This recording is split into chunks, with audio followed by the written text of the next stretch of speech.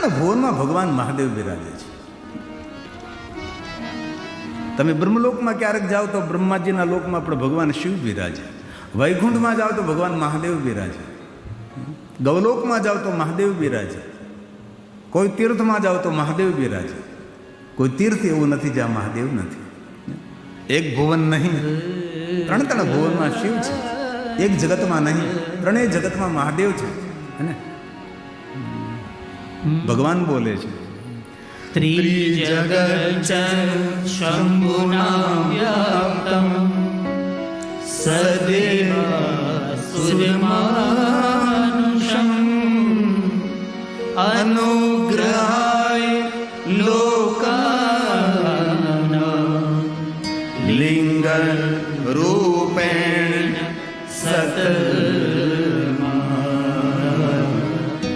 લિંગ રૂપેણ સતમાં. જ્યાં જ્યાં ભગવાન શિવ પ્રગટ થયા છે ત્યાં ત્યાં ભગવાન મહાદેવજી લિંગ રૂપે પ્રગટ રહ્યા છે. બ્રહ્માએ મહાદેવને પ્રગટ કર્યા તો બ્રહ્મેશ્વર રૂપે રહ્યા. વિષ્ણુ ભગવાને મહાદેવને પ્રગટ કર્યા તો હરીશ્વર મહાદેવ લિંગ સ્વરૂપે પ્રગટ રહ્યા. વરુણ દેવતાએ ભગવાનને પ્રગટ કર્યા તો વરુણેશ્વર મહાદેવ.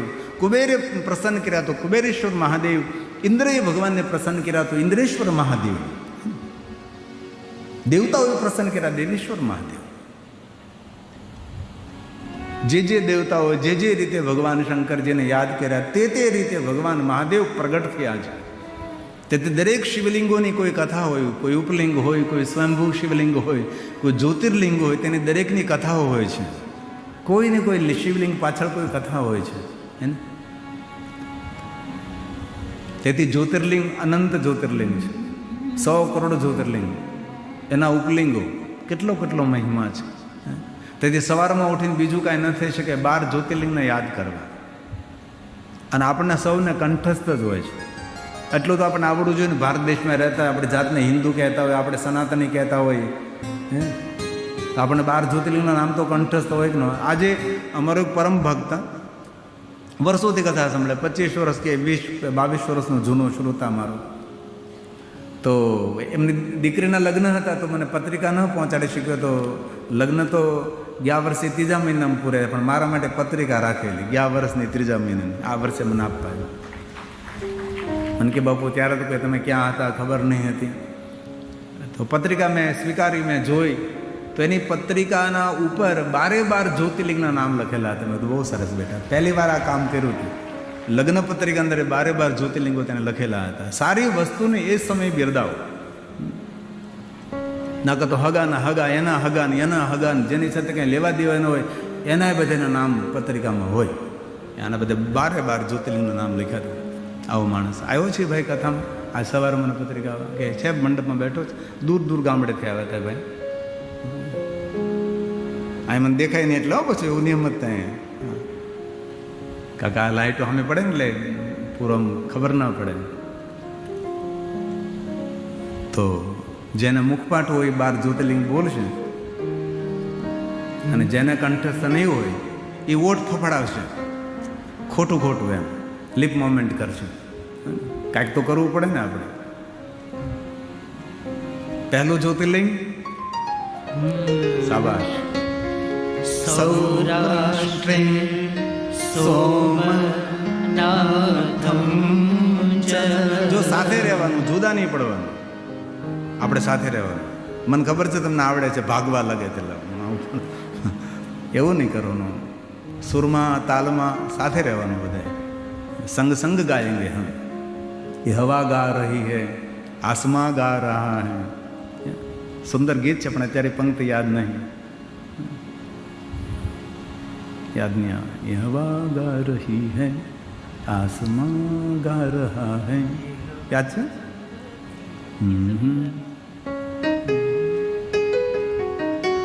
ये तर्ज આપણે એના પરથી બનાવ્યો. મેરે ભોલે કે સહારે ને.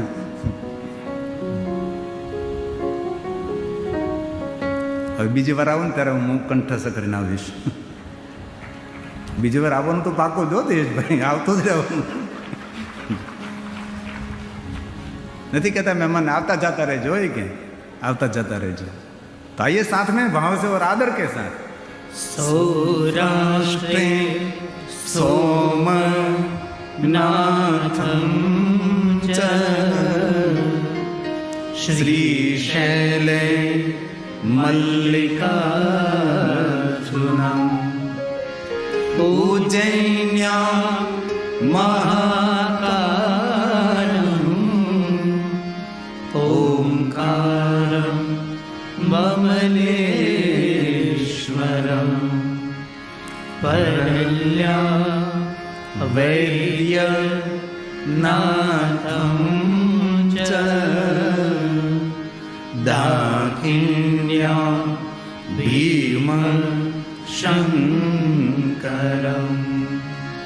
સેતુ બંધેતુ રામેશમ નાગેશમ દારુકાવને વારાણસ્યાં તુ વિશ્વેશમ ત્રયંબકમ ગૌતમી તટે હિમાલયે તુ કેદારમ ભૂષણેશં ચ શિવાલયે એતાની જ્યોતિર્લિંગાની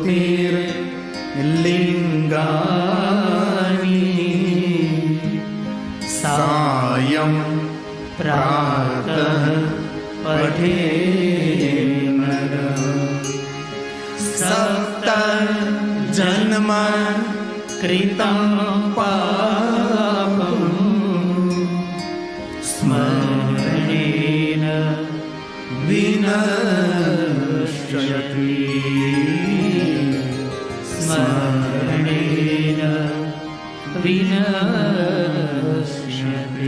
જે કોઈ મનુષ્ય 12 જ્યોતિર્લિંગોને યાદ કરે છે 7 જન્મોના પાપમાંથી માણસ છૂટે છે.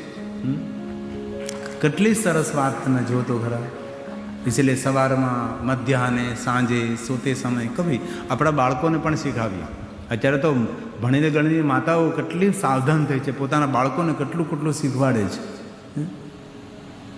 અમારા જામનગરમાં અમારા પરમ શિવભક્ત મધુભાઈ ભાવનાબેન, એમનો દીકરો પાર્થિક ને પાર્થિકની ધર્મપત્ની દિશાબેન, 5 વર્ષનો અમારો મંત્ર તાંડવ સ્તોત્ર થઈને બધા શિવજીના સ્તોત્ર મુખપાઠ બોલી શકે અને વર્લ્ડ રેકોર્ડ એ માણસે પ્રમાણપત્ર 5 વર્ષની ઉંમરમાં તમે વિચાર કરો.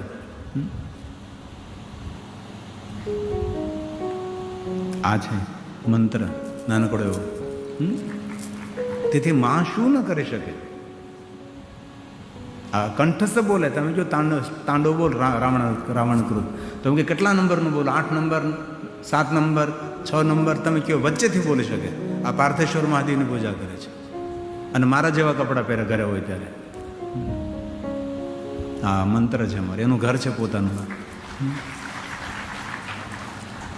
આ યોગદાન છે એની માનું, માતાનું, દિશાબેનનું. આ મંત્ર જ્યારે પેટમાં હતો 9 મહિના સુધી ઓરડામાંથી બહાર ન નીકળે. 18 પુરાણ 9 મહિનામાં તેને વાંચન કર્યું. નહીં મોબાઈલ, નહીં ટીવી, બધા સ્તોત્રનો પાઠ કરતી, રોજ પાર્થેશ્વર મહાદેવનું પૂજન કરતી. અને ગાયત્રી પરિવારની બહેનો ગર્ભ સંસ્કાર માટે તેને માર્ગદર્શન કરતી હતી, ગર્ભ સંસ્કાર માટે. અને ગર્ભ સંસ્કારની એક બુક આવે, ગાયત્રી પરિવારમાં પણ મળે છે, કે 9 મહિના માના પેટમાં જ્યારે બાળક હોય ત્યારે માતાએ શું ખાવું, શું નહીં ખાવું, કેવા વાણી વર્તનમાં રહેવું, કેવા વાતાવરણમાં રહેવું, તેનું આખું મોટું વિજ્ઞાન છે. હમણાં હું તમને કહું, કેટલીક આપણા ભારત દેશની ગૌરવની વાત છે. 19 વર્ષનો બ્રાહ્મણનો યુવક 25 લાખ મંત્રો કંઠસ્થ બોલ્યા હતા કાશીની અંદર. આપણા દેશના વડાપ્રધાને તેને ખૂબ ખૂબ ધન્યતા આપી અને પ્રણામ કર્યા. અને 200 વર્ષ પછી આવું એક બાળક આ ધરતી પર જન્મ્યું, અને એ બ્રાહ્મણ પરિવારની અંદર. નામ તો દેવવ્રત. કેવું? દેવવ્રત ને લેખે. દેવવ્રત મહેશ લેખે. મહારાષ્ટ્રન છે ને, મહારાષ્ટ્રન છે. કાશીમાં ભણ્યો. બોલો, શંકરાચાર્યોએ ખૂબ ખૂબ સન્માન કર્યું હતું. 19 વર્ષની ઉંમરે 25 લાખ મંત્રો કંઠસ્થ, અને આપણને 12 જ્યોતિર્લિંગના નામ કંઠસ્થ નથી. તેથી માં ધારે ને તો હજી રામને પણ ધરતી પર આવવું છે, કૃષ્ણને પણ ફરી વાર આવવું છે. પણ માં કોઈ સાવધાન બને. આ જો આ દેવવ્રત,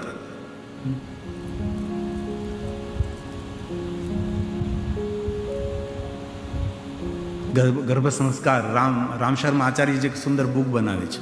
નાનકડી બુક છે પણ એમાંથી ઘણું બધું માર્ગદર્શન.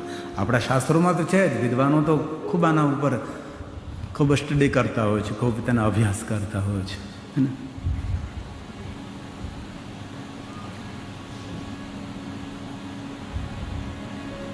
મારા જેમ ઘણી બહેનો વિચાર કરતી છે કે હવે હું કરું, આ કામ કેમ થઈ શકે, કેમ. ઘણી બહેનો વિચાર ચડી ગઈ છે કે આ 4 જણાને જન્મ આપ્યો વાળો એકે કામમાં નથી આવતો. આજે એક માં આટલી રોતીથી મારી બાજુમાં આવીને જયેશભાઈ ઊભા હતા. કોઈ દીકરાઓ સંભાળતા નથી, કોઈ દીકરાઓ સાચવતા નથી. મેં જ સમય કહ્યું કે આવતા રહો મારા જંગલમાં, આ દીકરો તમારા માટે હાજર છે. મને સોનાની વીંટી આપતા હતા, સોનાની અંગૂઠી મને પહેરાવી, મેં નહીં લીધી. મેં કીધું તમારે વૃદ્ધાવસ્થામાં કામમાં આવશે. ઘણી વાર દેવાવાળામાં વિવેક ન હોય, પણ લેવાવાળામાં તો વિવેક હોવો જોઈએ ને, કે ન લેવાય. બીજું તો લઈ લે, ન લેવાય. સમજણ જીવનમાં બહુ મહત્વની છે. અમારી ફરાદીમાં કથા હતી કચ્છમાં, બહુ મોટું ભવ્ય દિવ્ય આયોજન હતું, અતિ ભવ્ય, અતિ ભવ્ય, બહુ ભવ્ય છે. એવું કોઈ આયોજન કોઈ વિચારી પણ ન શકે, સપનામાં ન થઈ શકે એવું આયોજન આપણાથી. એટલું મોટું આયોજન.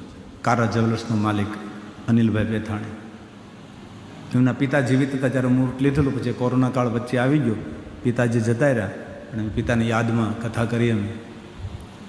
સમજણ કોને કહેવાય એ તમને હું કહું છું. સમજણ કોને કહેવાય? ચોટી ન જવાય, લાગી ન પડે. એમાં પેલા મોટા ગાયક કોણ? શિવજીના ભજનો ગાય જટા હંસરાજજી. રાત્રે હંસરાજજીનો કાર્યક્રમ હતો. એમાં એ કાર્યક્રમમાં આપણા કીર્તિદાનભાઈ ગઢવી પણ ઉપસ્થિત હતા અને અમે બધા હતા. એટલે પેલા હંસરાજે કહ્યું કીર્તિદાનભાઈને કે આ ગુજરાતના અને ભારતના ખ્યાતનામ કલાકાર છે, સારા ગાયક છે કીર્તિદાન ગઢવી, તો હું આમંત્રિત કરું છું કે મંચ પર આવે અને કીર્તિભાઈ હંસરાજની સાથે જઈ અતિ સુંદર હંસરાજની સાથે સુરમાં સુર મિલાવીને સુંદર ગાયું. પણ એક પંક્તિ ગાયને એ માણસ સ્ટેજ ઉપરથી નીચે ઉતરી ગયો. એ જ મિનિટે નીચે ઉતરીને મારી પાસે સીધા આવીને બેઠા. મને કે બાપુ, કોઈ આપણને સન્માન આપે, કોઈ સ્ટેજ ઉપર બોલાવે, કોઈ અવસર આપે તો આપણી સમજણ હોવી જોઈએ, ચોંટી ન જવાય. આ સમજણ છે. ગઈકાલે પણ મેં કહ્યું હતું, સમજણ જીવનમાં સુખ આપે અને આપણો સુમધુર વ્યવહાર જીવનમાં સફળતા આપે છે. ગઈકાલે પણ કહ્યું હતું મેં.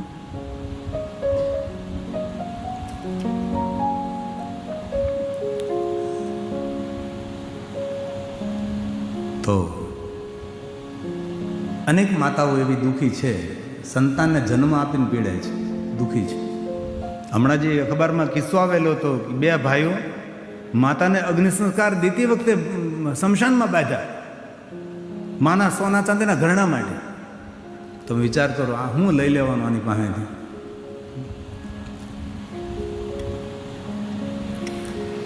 હે કરુણેશ્વર, હે કરુણાકર, સૌ પર કરુણા કરજે.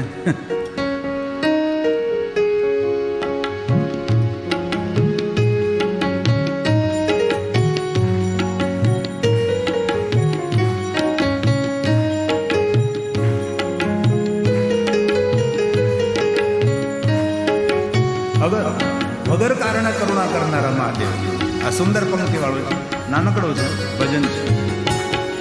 હે કરુણેશ્વર, હે કરુણાકર, હે કરુણેશ્વર, સૌ પર કરુણા કર ભગવાન. શિવ શંકર આયે મેરે આંગન, पाल भी पुण्य करूं मैं तो चंदन शिव शंकर आए मेरे आंगन पाल भी पुण्य करूं मैं तो चंदन तेरी पूजा करो दिल से बंधन ना रहे कोई माया के बंधन तेरी पूजा करो दिल से बंधन ना रहे कोई माया के बंधन हे करुणेश्वर हे करुणाकर बोलिए साथ में हे करुणेश्वर हे करुणाकर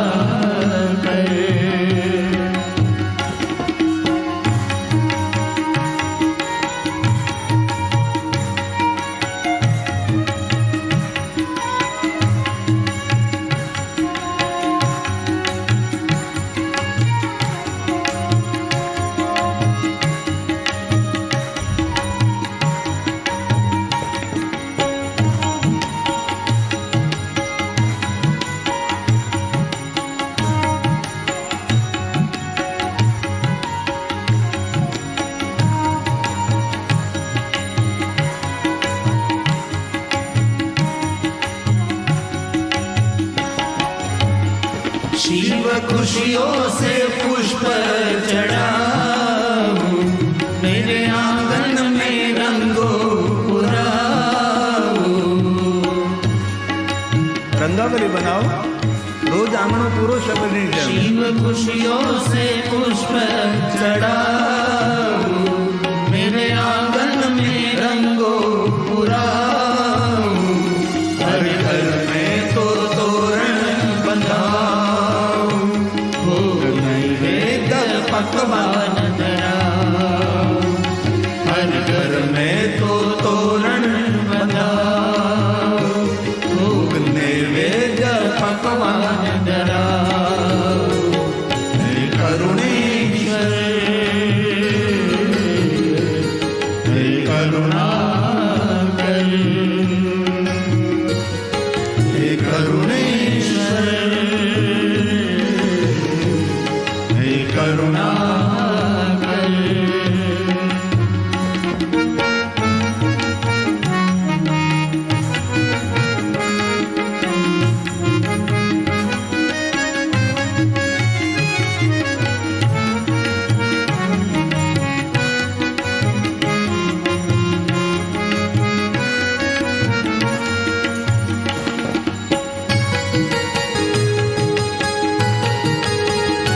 अरे ताली महादेव ने वाली शिव मंदिर में दीप जलाऊं हर नगर में तो शिव गुण गाऊं हे महादेव शिव मंदिर में दीप जलाऊं हर नगर में तो शिव गुण गाऊं दीप माला के दर्शन में पाऊं धन्य धन्य में पावन हो जाऊं दीप माला के दर्शन में पाऊं धन्य धन्य में पावन हो जाऊं हे करुणे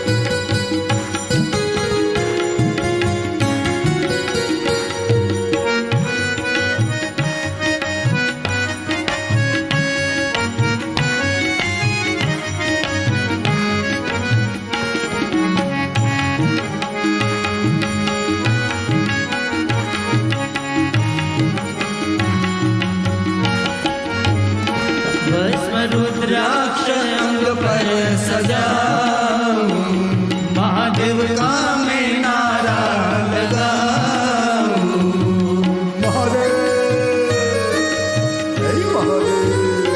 भस्म रुद्राक्ष अंग पर सजाऊं, महादेव का मैं नारा लगाऊं। हरदम गिरी गुणला में गाऊं, शिव चरणों में शीश झुकाऊं।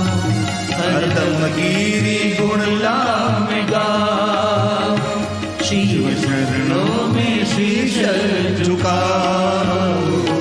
हे करुणेश्वर,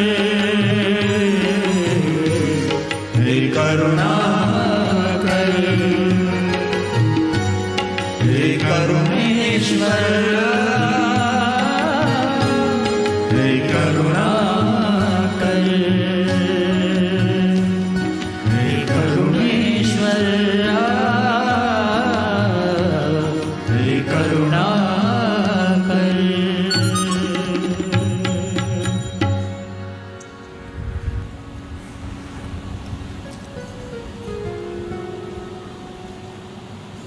કેટલી નીરવ શાંતિ છે.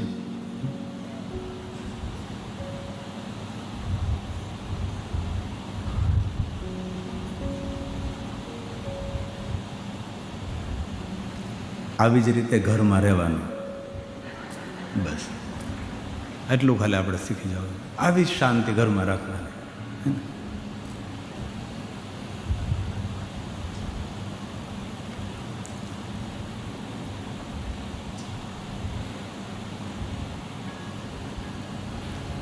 કેટલું સુંદર વાતાવરણ છે અહીંયા. હવામાં 100% ઓક્સિજન છે. અહીં બેઠા બેઠા ખાલી ઊંડા શ્વાસ લ્યો ને તો એક વરહદીનું આયુષ્ય વધી જાય. એટલું સુંદર કથા સ્થળ છે. આવું સુંદર કથા સ્થળ મળવું અમારા જેવા માટે પણ મુશ્કેલ બને. નગરો મહાનગરોની વચ્ચે ધમધમતા શહેરની વચ્ચે ભગવાનની કથા, ચારે બાજુથી હોર્નના અવાજ આવતા હોય, ચારે બાજુથી અવાજ દેકારો, એમાં કથા કરતા હોય. અને કેટલી નીરવ શાંતિ. બસ એટલી જ શાંતિ આપણા જીવનમાં આપણે રાખીએ, ચડો પાર આપણો. તો ક્યારેય કેદારેશ્વર મહાદેવ જોવાનો અવસર મળે. આપણા પંચ કેદારનો પણ એક મહિમા છે. કેદાર એક નહીં, 5 કેદાર છે. ક્યારે કથા થશે? એકવાર તો મેં 7 દિવસ ત્યાં કેદારેશ્વર મહાદેવના સાનિધ્યમાં કથા કરી, પણ બીજી વાર કેદારેશ્વર મહાદેવના સાનિધ્યમાં કથા કરવાનો સંકલ્પ છે અમારો. અને જજમાન અમારે સુરેશભાઈ ભાનુશાળી છે, જે વાપીથી આવેલા છે. પણ વચ્ચે થોડા ડિસ્ટર્બ થવાના કારણે એ સંભવ નહીં થયું. બધું નક્કી કરી નાખ્યું હતું ટ્રસ્ટ સાથે, કલેક્ટરની પરમિશન મળી ગઈ હતી, બધું થઈ ગયું હતું. પણ કોઈ કારણોસર મેં બંધ રાખી હતી. એ તો તૈયાર જ હતા. અને એ કથાની ઈચ્છા એમની દીકરી પૂજાની છે. બહુ ભણેલી દીકરી છે. 5 કેદાર, 5 કેદાર. केदारं मध्यमं तुङ्गं तथा रुद्रालयं प्रियं कल्पं च महादेवी सर्वपाप प्रणाशनं सर्वपाप प्रणाशनं. ભગવાન કેદારેશ્વર, મધ્ય મહેશ્વર, તુંગનાથ મહાદેવ, રુદ્રનાથ મહાદેવ અને કલ્પેશ્વર મહાદેવ, આ 5 હિમાલય પહાડના કેદાર છે. પહેલું આપણું જ્યોતિર્લિંગ કેદાર, પછી મધ્ય મહેશ્વર, પછી આ ધરતી પર એનાથી ઉપર કોઈ શિવાલય, કોઈ મંદિર નહીં, તુંગનાથ મહાદેવ. અતિ પહાડની છોટી પર, એનાથી ઉપર કોઈ નહીં. આપણે ઘણીવાર ત્યાં જઈએ તેમ થાય કે આ કેવી રીતે મંદિર બનાવ્યું છે. આ પથ્થરો ક્યાંથી લાવ્યા છે, કેવી રીતે અહીંયા આપણે ખાલી જ જવું તો એટલી બધી મુશ્કેલી પડે, તો કઈ રીતે? ભલે ઇતિહાસ એમ કે 5 પાંડવોએ બનાવ્યા છે, પણ ત્યાંના પહાડના લોકો સ્વીકારવા તૈયાર નથી. પહાડના લોકો એમ કે 5 પાંડવ નહીં, આ બધા જ મંદિરો દેવતાઓએ બનાવ્યા છે.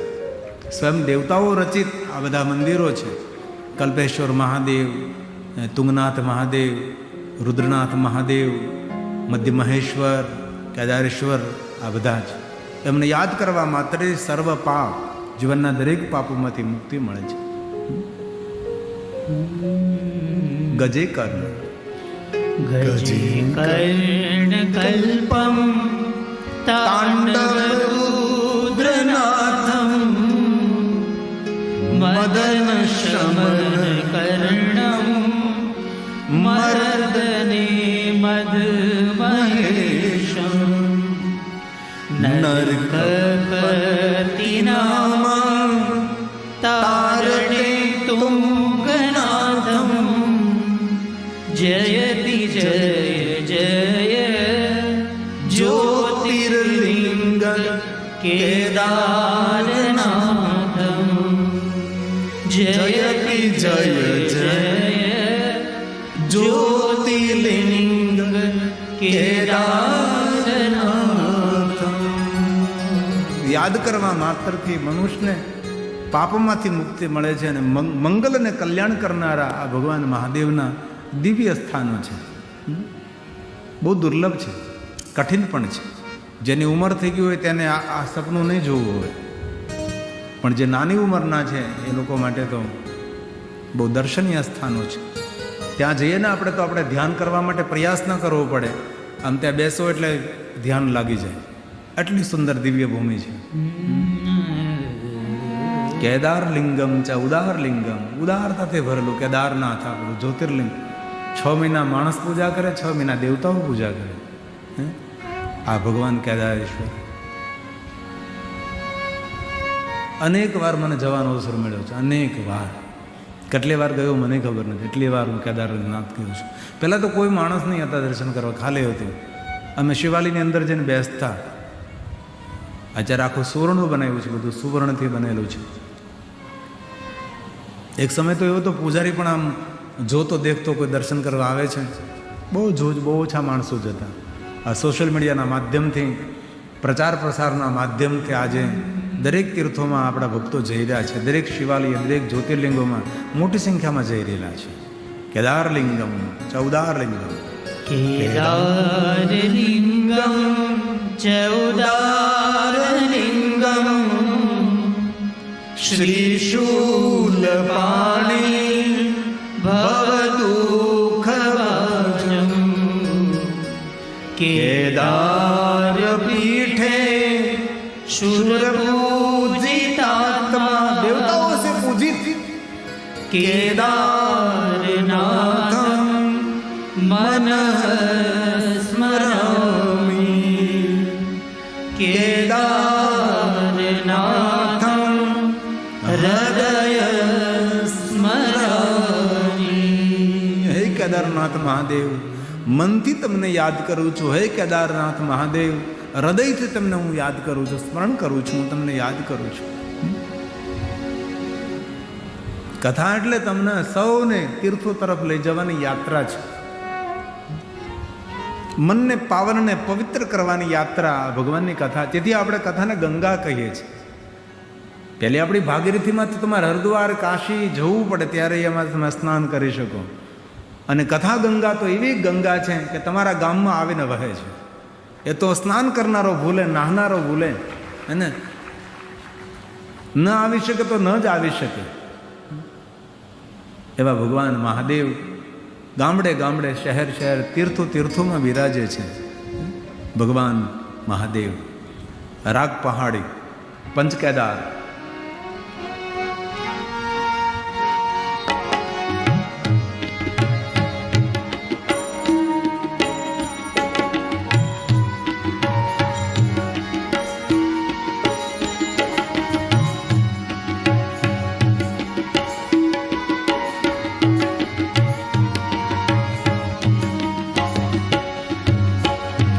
હર હર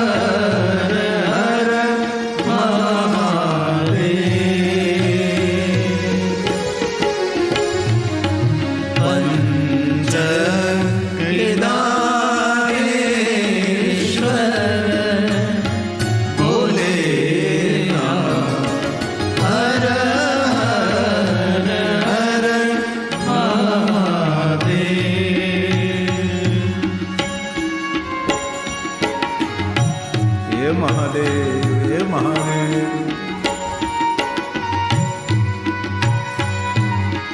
મંદિરમાં તો શિવ પ્રતિષ્ઠા કરીએ, જીવન તો ત્યારે સફળ થશે હૃદયમાં શિવ પ્રતિષ્ઠા કરીએ. આપણા હૃદયમાં મહાદેવની સ્થાપના કરીએ આપણે.